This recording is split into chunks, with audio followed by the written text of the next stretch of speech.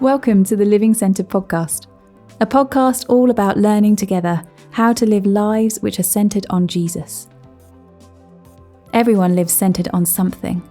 Our goal is to learn together how every area of our lives, everything about who we are and how we live, can be increasingly oriented around Jesus and transformed by Jesus. He invites us to a rich and satisfying life, where the good news that he truly is enough changes everything about how we relate to God, ourselves, and the world. In each episode, a different person shares about what it's looking like for them to seek to centre their life on Jesus right now. As we hear their stories, we get to learn together and to encourage one another in what it means for Jesus to be at the centre of our lives. This is a journey we are all invited to, and a conversation we all get to be a part of. Thanks for joining us. Hi, my name is Adrian, and it is so good to welcome you to this week's episode of the Living Centred podcast. And it is my privilege to introduce today Chris, Hello. Who's going to be sharing. You got in there quickly with your hello. You have to, otherwise you can't get in a word edgewise, right?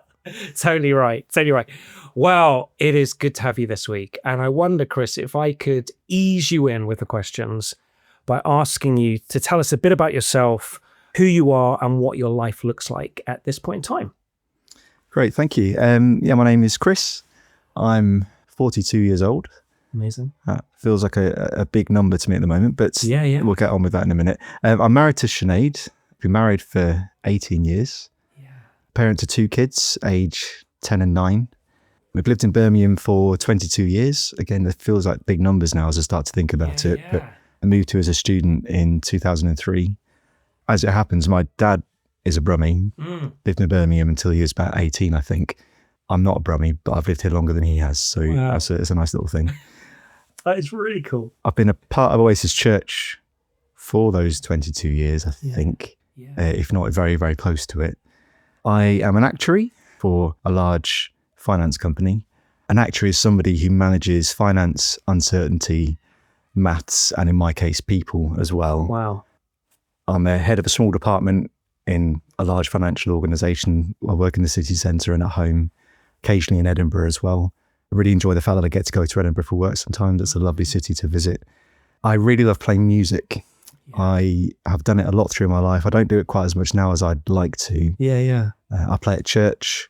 I've been in bands in the past. Life's kind of got in the way of it the last 5 or 6 years, so that hasn't really happened, but still a part of who I am. I really love cycling. I love getting out on a bike. What I really like about it is having an adventure to get from point A to point B under your own steam. On the same sort of track, I really enjoy walking and camping with my family and my son. He and I have gone camping a few times the last few years, and that's sort of become more a part of our life and things that we enjoy. So hopefully that will grow some more. Yeah. And then the other thing I wrote down in preparation for this about who I am was I help with the kids' work at church. So I help with the Rainbows groups. That's ages like 2.5, 3, up to about 5 or 5.5. Wow. And I really enjoy getting to know them. I feel like I know most of the kids that age in church a lot better than the parents, I think. So there you go. That's a snapshot of me.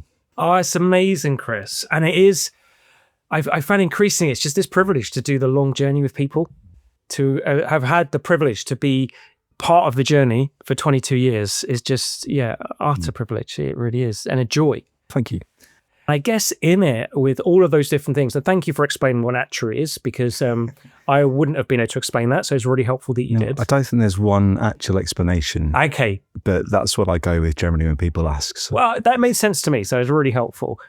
So within, I guess this is the big question, within the wonder and beauty of what your life looks like, what does living centered on Jesus look like for you right now? That's a big question. And my life does feel quite full. I'm sure lots of people's lives feel quite full. And maybe it's like the stage of life, being a parent, working, having hobbies, being a husband, all these other things that happen in there. There isn't enough time to do everything that I want to do. Yeah. There's definitely a stage where I need to think about what are the big boulders that I want to be placing in my life and say, this has got to be here and can't move. Yeah. And then the smaller rocks that fit around it, and then the grit that gets in between there. That's the stuff that you don't need to worry about so much. It will find its way in somehow. But what are the big boulders? So I really want to be a good husband and a good father. And yet I find often those things are things that slip very easily when other stuff gets busy. Yeah. If you're listening, I'm sorry that happens, but these things do get in the way. I also want to do something that matters in my life. I want to feel like I've done something that's useful, that hasn't been wasted. And I think the first place I look for that is at work. I want what I spend most of my waking week doing to feel like it's meant something. And I think in the way that certainly the organisation I work for is, I think it can do that. You can certainly see how by doing the job that I do is going to affect X million people around the country with their finances or their savings. But it doesn't necessarily feel day to day that the buttons I've clicked on a machine or the person I spoke to on a meeting, that hasn't actually made a difference there. So that could feel frustrating. But bringing that back to what you asked us, how do I center my life on God with those things?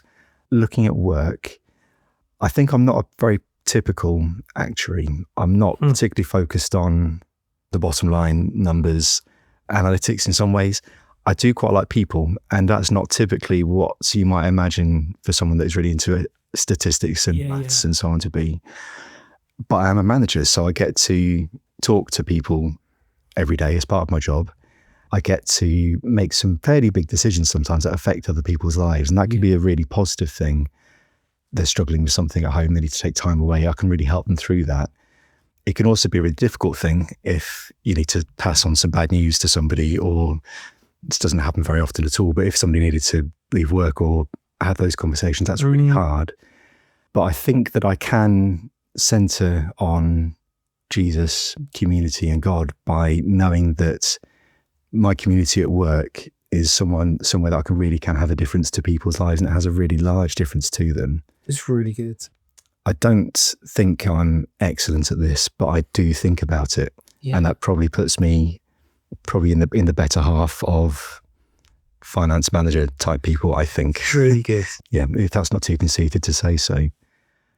What I love about what you're sharing is that initial question, what is it like to live centered on Jesus within the fullness, complexity of your life? You immediately said, well, what it does is I have to prioritize what is the stuff that really matters, which is like the boulders you said. Then you've got the stones that you build in, and the grit kind of makes its way through. And I loved in terms of those boulders of you saying, yep, for me, what it is I want to be a good husband and father. I know I'm a work in progress in that. I loved in terms of then you saying, it's ensuring that what I do in my work, like, makes a difference. I want this to matter. And then you then say, well, how do I then bring God into that, which is not only being revealed in terms of me making sure these things are the priorities, but also in respect to then how I outwork, like who I am in those environments. And so particularly in terms of work, I really loved it of you saying, well, a lot of it is me considering and thinking about it, of not just firing from my hips, but actually considering how will I make a difference in respect to the work that I do, the team that I'm managing. And then I love it in terms of you saying, well, what it looks like is just my care of people, which to me sound like a lot of listening and understanding and then acting. I think that's true. And actually, in sort of preparing and thinking about this, I think it's helped me realize a bit that actually the way that I do conduct myself at work, it can be really quite a profound expression of my faith rather than going to a job in order to earn a living, in order to survive. I don't want it to be that. I want it to be different. And that doesn't necessarily mean being radical or revolutionary and going to start some new organization or new project. It can be doing what's been placed in front of you and doing it well. Yeah. I was going to add to this as well then. So that's talking about the big rocks of husband, father and work. But a way that I have over the last 12 months tried to center on Jesus more. I mean, it's such a small thing, but just trying to spend each day a little bit of time reading a small section of the Bible and reading a prayer. And this is something, Adrian, I think you had recommended to me via Sinead some time ago. There's a Celtic book of prayer. It's kind of like almost like a liturgy to work through. I quite like the artwork on the front. I think you should always judge a book by the cover. And if it doesn't have a good cover, it's not a good book. And that's a bit tongue-in-cheek. But it's important for me that it's got a nice cover on it, and this one does. And inside it, there are a couple of pages that you can read every day, and it's kind of like repeating a a liturgy, a chant, I guess. And then it's just very simple. Read these 3 verses. Here's a small thought for the day. I've done that more or less every day for the last year, which I think that's been the most consistent I have been for a long time with anything like that. And most of the time I'm doing it with only half my attention on it because life is busy and so on. But it's really helpful to know that I know I have spent some time reading a bit of the Bible, maybe a bit that I haven't thought about for a long time, because if you were going to pick it up on your own back, you'd probably go to a passage that you know regularly. Yeah. And so actually being guided to areas that you don't know, that's really helpful. I find it helpful to know that I have given 10 minutes of my day to pause and think about God or my faith or really something else. I found that very grounding. Yeah, it's really helpful, Chris. And I think what I love about it is, you jumped in before I got there, really what's helping you in terms of living centered is, and just that practical thing of saying, actually, just this set rhythm of a book that I can pick up and just look at daily. And it allow me just a small moment of pause that I can read some scripture, read through a prayer that's been written, and it gives me words to express how I'm feeling, and then also some thoughts to consider. It's really practical and really helpful. And what I'll make sure we do, because I can't remember the book title either off by heart, what I'll do is make sure that in the show notes we put a link to that book, because I think there's a series of them actually. I want to say it's the Northumberland Community. That sounds about right, yeah. But we'll find it, because I find it really beautiful. I guess then jumping into the next question is, if that's what's helping you as you live with kind of those boulders, the rocks, the grit, what are you discovering then about who God is as Father, Son, and Spirit at the moment?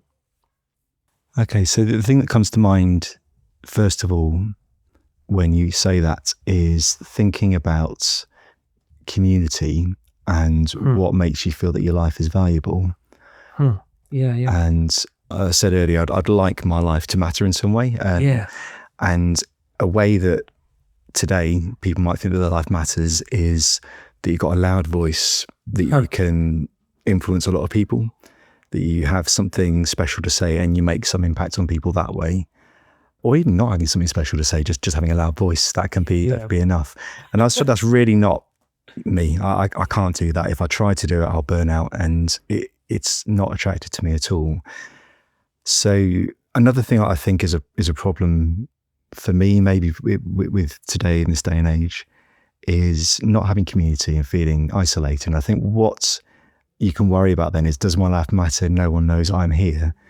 Maybe that leads a little bit to the idea of wanting to be a loud voice so that people do know that you're here. Yeah. But thinking about what you were sharing at church today, Adrian, actually, and just about we're in a community, this is a family, it's a home. Yeah. You can muck in with something that seems very insignificant. So it's a snowy day today. You've helped clear the path for some snow. Yeah. If you weren't part of a community, you'd feel you'd been taken advantage of by doing that. So, if I've been made to shovel snow, it's just like almost like manual labour or manual punishment. Yeah. But actually in a community, I'm really happy to help and muck in. And by doing that, you feel like what you're doing is worthwhile. Whereas if you're doing it in isolation, it's not worthwhile, or it can feel not worthwhile. So I think what I'm trying to say is, what I'm learning about God and how he works and how he operates is that community is very important. Yeah. That's not to say towing your own isn't important as well. That's essential for me. But knowing that you are connected, you can serve a group of people, and then you can also benefit from them serving you. I think that's what I'm thinking about at the moment. That's really beautiful, Chris. To be honest, just hearing it, it's just doing my heart good, because I think it's that wonderful reality that God doesn't call us into isolation with him, but calls us into family and community, to belonging. As I was hearing you, that was the word that kept ringing in my mind, in all you're saying is, it's discovering what belonging means, where belonging means that you have value and that you can contribute, and that you then can seek to give as well as receive. It's that. And really beautiful. I love it. To jump then to our final question, always the biggie. How are you changing? If we were to have met you like 3, 6, 12 months ago, how would Chris then look different to Chris now? Yes, it's again something I've thought about and trying to get an answer. I think so. I think first of all, I thought, well, there's nothing very different. I feel like the last 4 or 5 years, my life's been very similar as it's gone through, but actually that's not true at all. So and in reflecting on this, it's been quite helpful to think about it. 12 months ago, I found work very, very stressful. So my job is relatively stressful anyway, and that's okay, you can manage it. But 12 months ago, I was finding it very, very difficult, and it wasn't easing up. So you can get peaks and troughs, but to me, it felt like it was just always a peak of stress for a long time, maybe 5-6 months or so. And so that it exhibited itself in, like, the last thing I think about before going to sleep would be a problem at work. The first thing I thought about before I even woke up was a problem at work. I've experienced this sort of thing before. Some years ago, my son was very poorly and was in hospital for 18 months or so in and out. And we lived in hospital as a family pretty much for some time. And when that first happened, and there's an experience there of being asleep, that was a bliss-like state. When you woke up, it was like waking up into a nightmare. Wow. That's not very nice. No. And brilliant news, that's not where we are now. My son's very well. But it felt similar to that about a year ago, which isn't nice, but for a much longer period of time. And when we were in hospital, there were so many people trying to help you. Whereas 12 months ago, it felt like no one was able to help because this is just my life. It's not a disease, if you know what I mean. Something that changed then, I started reading this liturgy book as just having a point of grounding, and that really felt like an escape from life, knowing that I could spend 10-15 minutes of just thinking about God's word. That was really, really helpful. But then also after a point thinking, I need to talk to my boss and say, I need to change. Is there a way of changing what I do at work? Which I was quite nervous about doing. And I was a bit skeptical about whether anything would happen. But maybe 3 days after I spoke to him about this, he came back and said, I've got an idea. We can make this change happen. Wow. Which wasn't easy and it wasn't quick. It was going to be in about 5 months' time, a change could happen. And there was a lot of work for me to then hand over my current role, but to take on a new one. That change then took place in June, I think it was. And I'm in this new role now and will be for another 6 months or so. We'll see what happens after that. That has felt like such a change, a sort of positive change, that things that I was worried about haven't gone away, but I don't feel the same crippling weight of responsibility for them because slightly shifted in my alignment to them, but also there are other people around work who are taking them on as well. And it's not just me. So as I was saying, a year ago, not sleeping very well, there was some sort of physical symptoms of stress as well, which I've never had before. That's gone away, that's stopped. And I don't think my work is particularly less stressful than it was, but I'm certainly able to cope with it a heck of a lot better. My family will tell you I'm much easier to be around and more able to enjoy life with them than I was before. That is a big change. And I think that the small act of trying to center on God has helped. It's not the only thing that's helped it. It's not like a magic trick of read the Bible and it's everything sorted. But I do feel that the opportunity to talk to my boss and then have really quite an easy or quick route to change something felt unusual. There was favour there, and that was a helpful route for me then. It's really beautiful, Chris. I love it. I always love that this moment when this question gets asked, everyone basically responds in the same way. I don't know if I have changed that much. And then there's that moment you hit the pause button, you think, no, just reflect for a bit. And then you realize, oh, wow, like that's it. And I just think what strikes me is everyone experiences those moments. It may be through work, it may be through something else, of it feels like the pressure just builds where it feels like, from the moment you wake up to the moment you go to sleep is just there. And know what that feels like. And that desire, maybe someone listens to this is feeling that now. And that desire to kind of say, how could this change? And the isolation that then comes in. And what strikes me is you both saying there's the moment of just saying, okay, I invited God in. And so just having that rhythm of just saying, yep, God, I'm just going to get this small amount of time. But in that time, it's allowing space to bring something different, a different perspective. But in it, that not being the only thing, what also struck me is then it caused you to then step out in vulnerability. And in this point was to speak in vulnerability to your boss, to say, hey, this is what's going on. And that what happening to that vulnerability is, as it was shared, then some change was able to happen. And in it, I love how you said it was different to what you were expecting. That's absolutely right. And quicker than what you were expecting.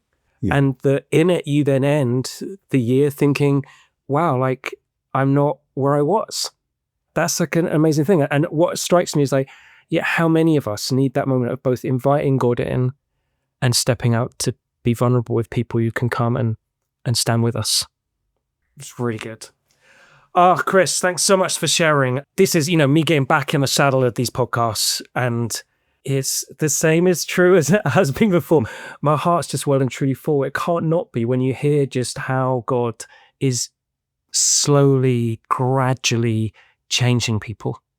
And his work is just so beautiful.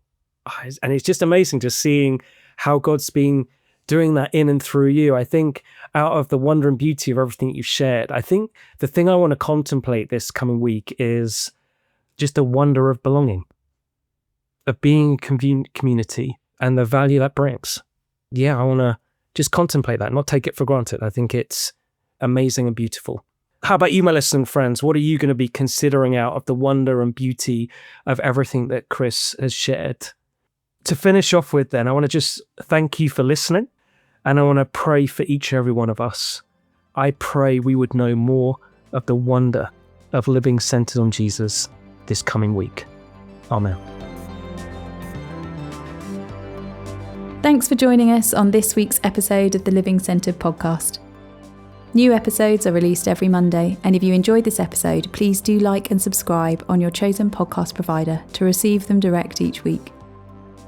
Living Centered is produced by the team at Oasis Church in Birmingham, UK, and you can find out more and get in touch with the team via theoasischurch.com.